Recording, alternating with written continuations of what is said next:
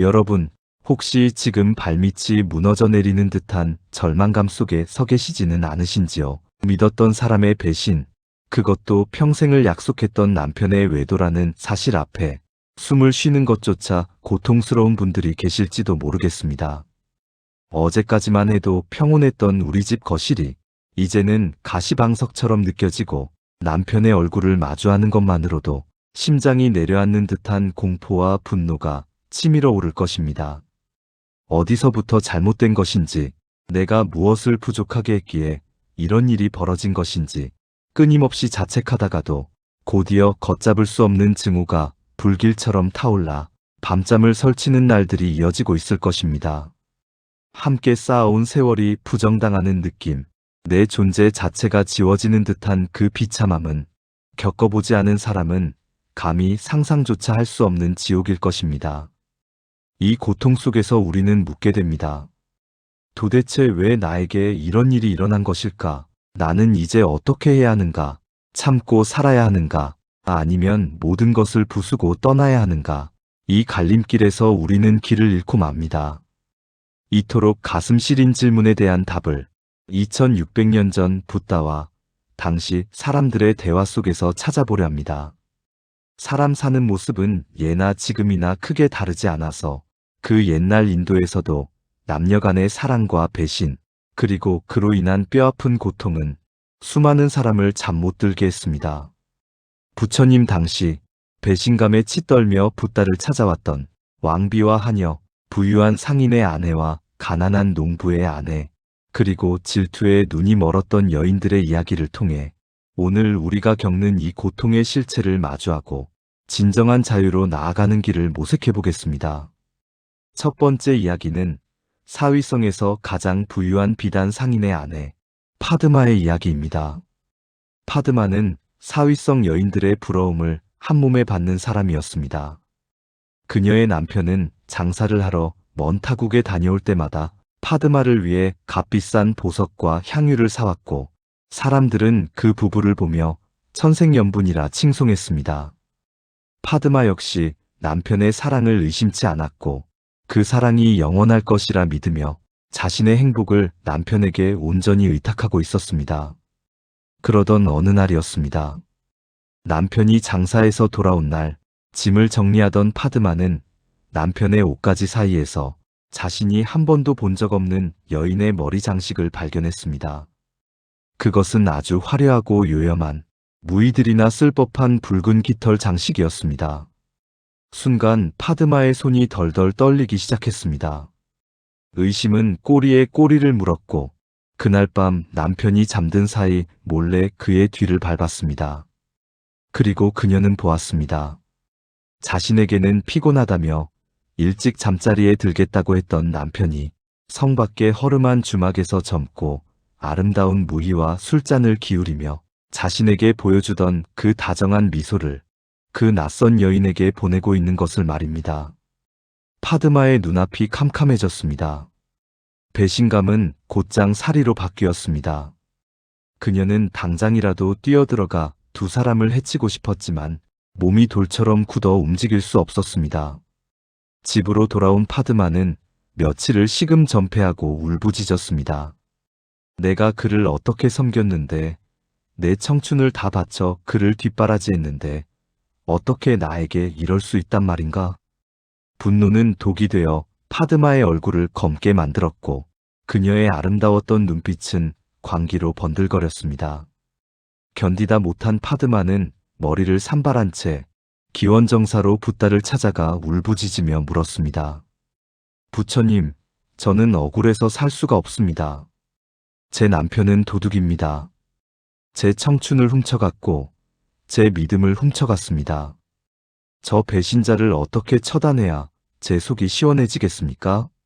제 고통을 덜어줄 방법을 알려주십시오. 부처님께서는 광기에 찬 파드마를 고요히 바라보시며 말씀하셨습니다. 파드마여, 그대의 손에 들린 횃불을 보라.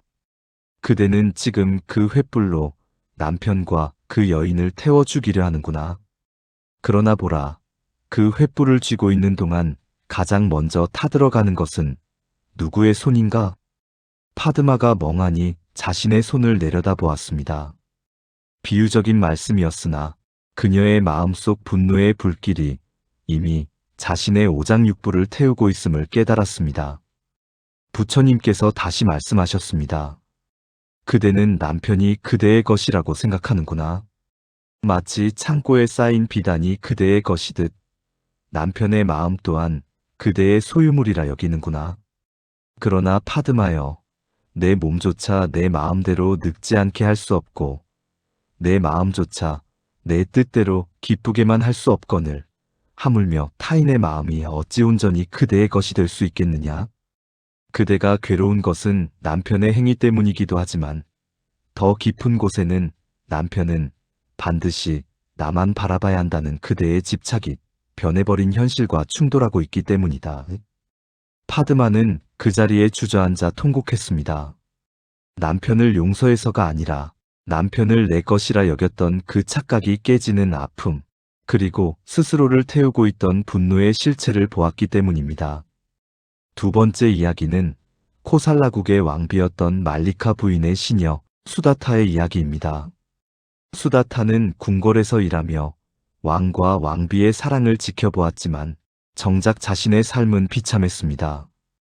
그녀의 남편은 왕실 마구간직이었는데 성격이 포악하고 술을 좋아했습니다. 수다타가 왕비에게 하사받은 귀한 음식을 가져가면 남편은 그것을 팔아 술을 마시고 주막의 여주인과 놀아나곤 했습니다. 수다타는 매일 밤 남편을 기다리며 생각했습니다. 내가 더 잘하면 그가 돌아오겠지. 내가 더 맛있는 음식을 해주고 집을 더 깨끗이 치우면 그가 정신을 차리겠지. 하지만 그녀의 노력에도 불구하고 남편의 외도는 멈추지 않았고 오히려 수다타를 무시하며 폭언을 일삼았습니다. 수다타는 자신의 부족함을 탓하며 점점 시들어갔습니다.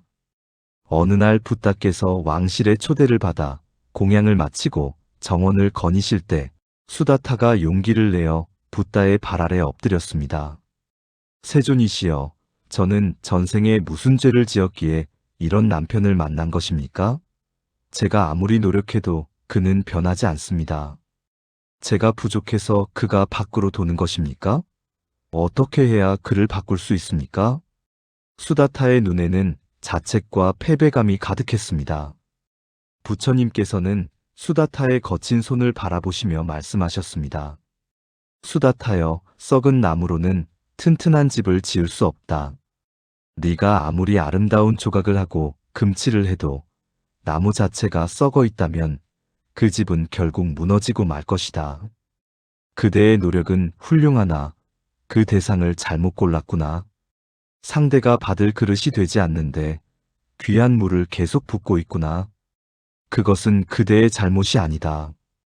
밑 빠진 독에 물을 붓는 것을 멈추는 것은 물을 아끼는 지혜이지 독을 탓하는 원망이 아니다.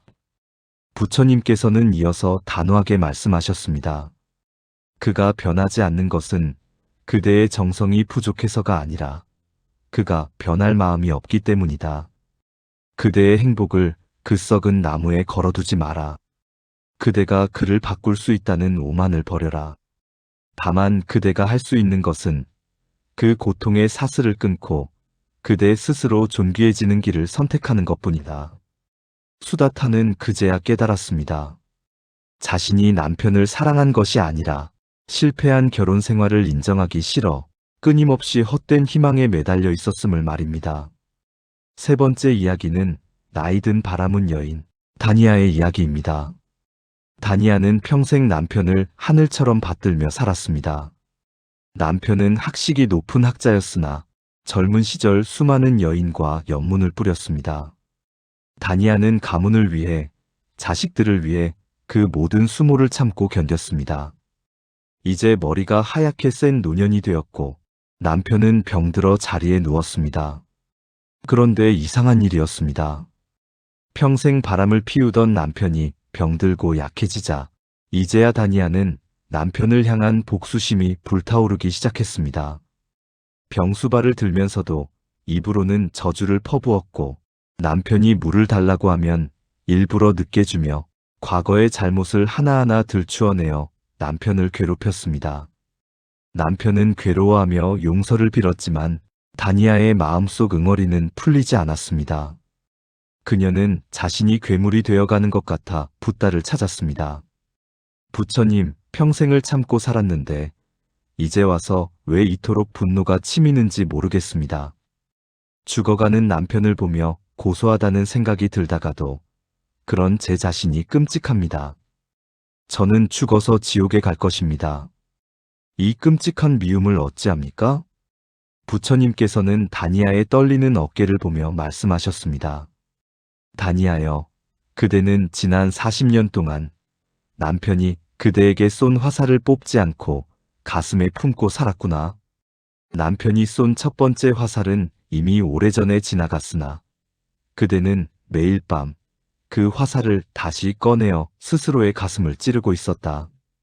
그것이 바로 원한이라는 두 번째 화살이다. 지금 그대가 내뿜는 도끼는 남편을 향한 것이라 생각하지만 실은 그대 자신을 죽이고 있다. 용서는 그를 위해서 하는 것이 아니다. 썩어 문드러진 그대의 가슴을 도려내어 새살이 돋게 하기 위해 오직 그대 자신을 위해 그를 놓아주는 것이다. 부처님께서는 덧붙이셨습니다. 그가 지은 업은 그가 가져갈 것이고 그대가 지은 업은 그대가 가져갈 것이다. 그가 밉다고 하여 그대의 마지막 순간까지 분노라는 악업으로 물들일 텐가. 이제 그 무거운 짐을 내려놓아라. 네 번째 이야기는 젊은 세댁 비샤카의 친구였던 말라의 이야기입니다. 말라는 남편의 외도를 목격하고 이혼을 결심했지만 주변의 시선과 아이 때문에 망설이고 있었습니다. 친정 부모님은 남자는 다 그렇다. 아이를 봐서라도 참아라라고 했고 시댁 식구들은 네가 싹싹하지 못해서 그렇다며 오히려 그녀를 나무랐습니다. 말라는 억울하고 분해서 미칠 지경이었습니다. 이혼하면 이혼녀라는 딱지가 붙을 것이 두렵고 참고 살자니 속이 문드러질 것 같았습니다. 그녀는 붓답게 나아가 물었습니다. 세존이시여, 세상 사람들은 인내하라고 합니다. 가정을 지키는 것이 여인의 미덕이라고 합니다. 하지만 저는 그 사람과 한 공간에 있는 것만으로도 숨이 막힙니다. 참고 사는 것이 수행입니까? 아니면 모든 비난을 감수하고 갈라서는 것이 맞습니까? 부처님께서는 말라에게 되물으셨습니다. 말라여, 만약 그대의 집에 독사가 들어왔다. 그 독사를 가족이라는 이유로 혹은 이웃의 시선 때문에 품고 자겠느냐? 아니면 밖으로 내보내겠느냐? 당연히 내보내야 합니다. 세존이시여. 물리면 죽으니까요. 그렇다. 함께 사는 것이 서로에게 독이 되고 매일매일 분노와 증오라는 악업을 쌓게 만든다면 그것은 가정이 아니라 지옥이다. 수행이란 무조건 참는 것이 아니다. 참아서 화병이 되고 그 화가 아이들에게까지 번진다면 그것은 어리석음일 뿐이다. 진정한 인내는 고통을 무작정 견디는 것이 아니라 고통의 원인을 직시하고 지혜롭게 해결책을 선택하는 것이다. 그대가 홀로 서서 당당하고 평화로울 수 있다면 그것이 아이에게도 더 나은 길이 될 수 있다. 세상의 시선은 바람과 같아서 잠시 불다 지나가지만 그대의 인생은 그대가 매일 밟아야 할 땅이다. 부처님의 말씀은 무조건적인 이혼을 장려하는 것이 아니었습니다. 참음이라는 명분 아래 스스로를 파괴하고 있는 말라에게 스스로의 존엄을 지키는 선택이 무엇인지 묻는 죽비소리와 같았습니다. 다섯 번째 이야기는 반대로 외도를 저지른 남편의 입장에서 깨달음을 얻은 이야기입니다. 마가다국의 관리였던 우다이는 권력과 재물을 얻자 조강지처를 멀리하고 기생들과 어울렸습니다. 그는 그것이 남자의 능력이라 과시했고 아내의 눈물쯤은 대수롭지 않게 여겼습니다. 그러나 쾌락은 잠시뿐, 새로운 여인들은 끊임없이 더 많은 재물을 요구했고 그의 지위가 흔들리자 가차없이 그를 떠났습니다. 집으로 돌아왔을 때 아내는 그를 받아주었지만 예전과 같은 따뜻한 눈빛은 사라지고 없었습니다. 아내는 밥을 차려주고 옷을 빨아주었으나 마치 영혼이 없는 인형처럼 대했습니다. 우다이는 뼈저린 외로움을 느꼈습니다. 집은 있으나 쉴 곳이 없고 가족은 있으나 남보다 못한 사이가 되었습니다. 그는 기원정사를 찾아 붓답게 호소했습니다. 세존이시여, 저는 모든 것을 다 가졌다고 생각했는데 지금 제 손에는 아무것도 없습니다. 아내는 저를 투명인간 취급합니다. 차라리 욕을 하고 화를 내면 좋으련만 저 차가운 무관심이 저를 죽게 만듭니다. 어떻게 해야 예전으로 돌아갈 수 있습니까?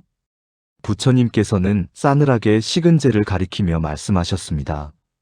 우다이여, 이미 타버린 장작을 보라. 이것을 다시 나무로 되돌릴 수 있느냐? 없습니다, 세존이시여. 사람의 마음도 이와 같다. 한번 깨진 신뢰라는 그릇은 다시 붙여도 그 자국이 남는다. 그대는 쾌락을 조차 신의를 저버렸고 그 대가로 가장 소중한 안식처를 잃었다. 아내의 마음이 다친 것은 그대의 업보이니 억지로 열려 하지 마라. 그대가 할 수 있는 유일한 길은 지금 이 순간부터 참회하고 묵묵히 속죄하며 사는 것뿐이다. 예전과 같은 사랑을 기대하는 것조차 그대의 욕심이다. 그저 아내의 존재 자체에 감사하며 그대가 지은 고통의 무게를 짊어지고 가라. 그것이 그대가 인간으로서 할 수 있는 최소한의 도리이다. 6번째 이야기는 질투에 눈이 멀어 흑마술을 썼던 여인 킨차의 이야기입니다. 킨차는 남편이 옆 마을 과부와 정을 통한다는 소문을 듣고 주술사를 찾아가 그 과부를 병들게 하는 저주를 의뢰했습니다. 그 후 과부가 실제로 시름시름 앓자 킨차는 통쾌했습니다. 그러나 기쁨도 잠시, 남편은 병든 과부를 간호하겠다며 아예 집을 나가버렸습니다. 킨차는 충격에 빠졌습니다. 저주를 걸면 남편이 돌아올 줄 알았는데 오히려 남편을 더 멀리 쫓아낸 꼴이 되었습니다. 게다가 자신의 악한 행위가 들통날까봐 매일 밤 악몽에 시달렸습니다. 공포와 후회 속에 붓다를 찾아온 킨차에게 부처님께서는 엄중하게 말씀하셨습니다. 남을 해치려는 마음은 마치 뜨겁게 달궈진 쇠구슬을 맨손으로 잡는 것과 같다. 그 구슬을 상대에게 던지기도 전에 그대의 손이 먼저 문드러지고 만다. 보라, 그대는 경쟁자를 제거하려 했으나 결국 남편을 잃고 그대의 양심마저 잃었다. 복수는 결코 평화를 가져오지 않는다. 상대를 불행하게 만들어서 얻는 행복이란 존재하지 않는다. 오직 악업의 수레바퀴만 더 빠르게 돌릴 뿐이다. 7번째 이야기는 수행자가 되기 전 남편의 외도로 5아이와 함께 버려졌던 소나의 이야기입니다. 소나는 남편이 젊은 여인과 도망친 후 구걸을 하며 아이들을 키웠습니다. 세상은 그녀를 비웃었고 그녀는 세상을 저주했습니다. 왜 신은 나에게 이런 시련을 주는가? 그녀의 입에서는 한탄이 떠나지 않았고 아이들에게도 늘 아버지를 욕하며 불행을 주입했습니다. 그러다 우연히 붓다의 설법을 듣게 되었습니다. 과거는 이미 지나갔고 미래는 아직 오지 않았다. 오직 존재하는 것은 지금 이 순간뿐이다. 소나는 머리를 한 대 맞은 것 같았습니다. 자신은 몸은 현재에 있지만 마음은 늘 10년 전 남편이 떠나던 그날에 머물러 있었던 것입니다. 그녀는 깨달았습니다. 남편은 떠났지만 자신에게는 아직 지켜야 할 5아이가 있고 오늘 하루를 살아갈 힘이 있다는 것을. 소나는 붓답게 귀의하여 비구니가 되었고 훗날 큰 깨달음을 얻어 아라한이 되었습니다. 그녀는 제자들에게 이렇게 가르쳤습니다. 누군가 너에게 오물을 던졌다고 해서 그 오물을 주머니에 넣고 다니며 평생 냄새를 맡지 마라. 씻어버리고 너의 길을 가라. 나를 버린 것은 그 사람이지만 나를 불행하게 만든 것은 그 과거를 놓지 못한 나 자신이었다. 8번째 이야기는 이 모든 고통을 아우르는 연꽃의 비유입니다. 어느 날 남편의 문제로 고통받는 수많은 여인들이 모여 붙답게 물었습니다. 세존이시여, 저희는 진흙탕 속에 빠져 있습니다. 남편은 바람을 피우고 빚을 지고 폭력을 씁니다. 이런 더러운 진흙탕 속에서 어떻게 마음의 평화를 얻으란 말입니까? 차라리 산속으로 들어가 혼자 사는 것이 낫지 않습니까? 부처님께서는 연못을 가리키며 말씀하셨습니다. 저 연꽃을 보라. 연꽃은 가장 더러운 진흙 속에서 뿌리를 내리고 자란다. 그러나 그 꽃잎에는 진흙 한 점 묻지 않고 맑고 향기로운 꽃을 피워낸다. 만약 진흙이 없었다면 연꽃은 피어날 수 없었을 것이다. 그대들이 겪는 배신과 고통, 그 처절한 슬픔이 바로 그 진흙이다. 그 진흙을 피하려 하지 마라. 그 고통을 통해 그대들은 사람에 대한 집착이 얼마나 부질없는가를 깨닫게 될 것이고, 나 자신이 홀로 서야만 진정한 행복이 온다는 진리를 배우게 될 것이다. 남편이라는 존재가 그대들에게 거대한 시련을 주었으나 역설적이게도 그 시련 덕분에 그대들은 붓다의 법을 찾았고 지혜의 눈을 뜨게 되었다. 고통을 고통으로만 남겨두면 지옥이 되지만 고통을 깨달음의 재료로 삼으면 그것은 연꽃을 피우는 걸음이 된다. 자, 여러분, 2600년 전에 이 이야기들이 어떻게 들리셨습니까? 지금 여러분이 겪고 있는 그 아픔과 놀랍도록 닮아있지 않습니까? 비단 옷을 입었던 파드마도, 궁궐의 수다타도 결국 믿었던 사람의 변심 앞에서 똑같이 무너지고 괴로워했습니다. 부처님께서는 이들에게 참아라 혹은 이혼해라라고 딱 잘라 정답을 주지 않으셨습니다. 대신 그 고통의 뿌리가 어디에 박혀 있는지를 보게 하셨습니다. 이제 이 지혜를 빌려 현대 사회에서 남편의 외도라는 지옥을 건너고 있는 여러분에게 구체적인 해결의 길 4가지를 제안하고자 합니다. 첫째, 깨진 유리잔을 인정하는 것입니다. 많은 분들이 남편의 외도를 확인하고도 어떻게든 예전으로 돌아가려고 애를 씁니다. 남편을 닥달해서 각서를 받고 휴대폰을 검사하고 위치 추적을 합니다. 하지만 여러분, 냉정하게 보셔야 합니다. 유리잔은 이미 깨졌습니다. 본드로 붙여서 물을 마실 수는 있겠지만 그 금간 자국은 영원히 사라지지 않습니다. 부처님께서 우다이에게 타버린 장작을 말씀하셨듯이 여러분의 관계는 이제 예전과 같을 수 없습니다. 이 사실을 인정해야 합니다. 우리는 예전처럼 사랑하는 부부로 돌아갈 수 없다는 것을 받아들이는 순간 역설적이게도 새로운 길이 보입니다. 과거에 대한 미련을 버려야 이 사람과 동거인으로 살 것인가 아니면 완전히 남남이 될 것인가를 감정이 아닌 이성으로 판단할 수 있게 됩니다. 억지로 붙이려 할수록 깨진 유리 조각에 여러분의 손만 베일 뿐입니다. 둘째, 심리적, 경제적 독립선언을 하셔야 합니다. 파드마가 괴로웠던 진짜 이유는 남편이 없으면 자신의 행복도 없다고 믿었기 때문입니다. 남편의 외도가 그토록 고통스러운 것은 내 삶의 중심추가 남편에게 가 있었기 때문입니다. 그가 나를 사랑해주면 내가 가치 있는 사람 같고 그가 다른 여자를 보면 내가 쓰레기가 된 것 같은 기분. 이것이 바로 의존입니다. 이제 그 중심추를 나에게로 가져와야 합니다. 남편이 밖에서 무슨 짓을 하든 그것은 그의 인생이고 나는 나의 인생을 산다는 마음의 분리가 필요합니다. 이것은 단순히 이혼을 준비하라는 뜻이 아닙니다. 설령 한 집에 살더라도 내 행복의 스위치를 남편 손에서 빼앗아와야 한다는 뜻입니다. 네가 바람을 폈으니 내 인생은 망했어라고 하는 것은 내 인생의 주도권을 그 사람에게 넘겨주는 꼴입니다. 너는 실수를 저질렀지만 나는 내 삶을 묵묵히 그리고 당당하게 살아갈 것이다. 이 마음가짐이 바로 붓다가 말씀하신 무소의 뿔처럼 혼자서 가라는 가르침입니다.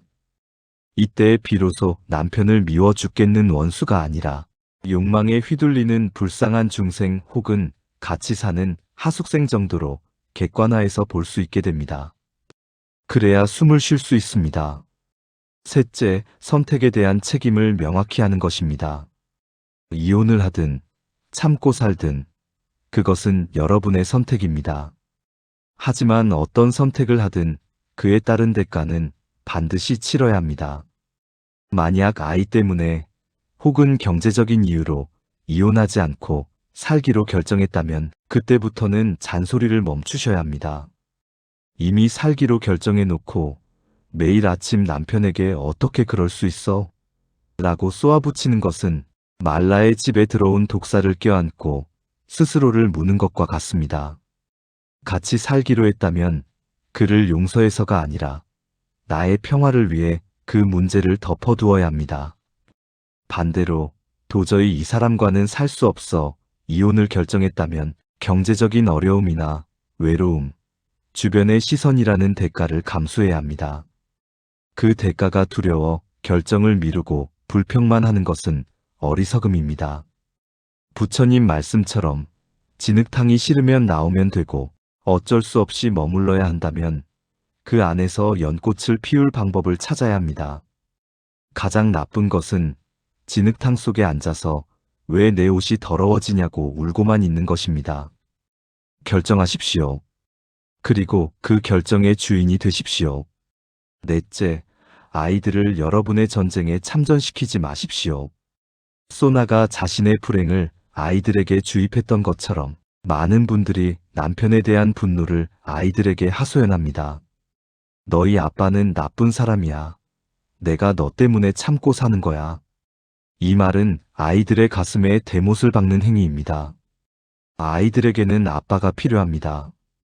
남편이 아내에게는 빵점짜리 남편일지라도 아이들에게는 여전히 사랑하는 아빠일 수 있습니다. 여러분의 분노를 정당화하기 위해 아이들을 편들게 하지 마십시오. 그것은 아이들에게 정서적 학대가 됩니다.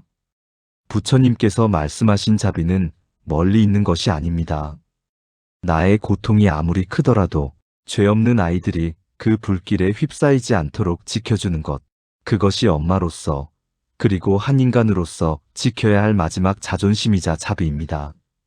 여러분, 배우자의 외도는 분명 씻을 수 없는 상처이고 신뢰를 깨뜨리는 큰 잘못입니다. 그 잘못을 옹호할 생각은 추호도 없습니다. 그러나 그 사람의 잘못 때문에 여러분의 남은 인생까지 지옥불 속에서 타올라야 할 이유는 없습니다. 그 사람이 던진 오물을 굳이 받아서 내 안방에 전시해두고 매일 바라보며 괴로워하지 마십시오. 쓰레기는 쓰레기통에 버리고 여러분은 여러분의 꽃을 피우십시오. 분노가 치밀어 오를 때마다 횃불을 들고 기원정사로 뛰어갔던 파드마를 떠올리십시오. 이 불은 누구를 태우고 있는가? 이 질문을 스스로에게 던지며 활활 타오르는 마음의 불길을 끄고 차가운 이성을 되찾으시길 바랍니다. 오늘 이 시간이 배신감이라는 거친 파도 속에서 허우적거리는 여러분에게 작은 뗏목 하나가 되었기를 간절히 바랍니다. 고통은 아프지만 그 고통을 통해 우리는 사람에 대한 환상을 깨고 더 단단하고 독립적인 나로 다시 태어날 수 있습니다. 진흙 속에서 피어나는 연꽃처럼 여러분의 삶도 이 시련을 딛고 더욱 고귀하게 피어날 것임을 믿습니다. 이 방송이 여러분의 마음에 작은 위로와 지혜의 씨앗이 되었다면 구독과 좋아요를 통해 더 많은 분들과 이 지혜를 나눠주시기 바랍니다. 여러분의 평온한 밤을 기원합니다.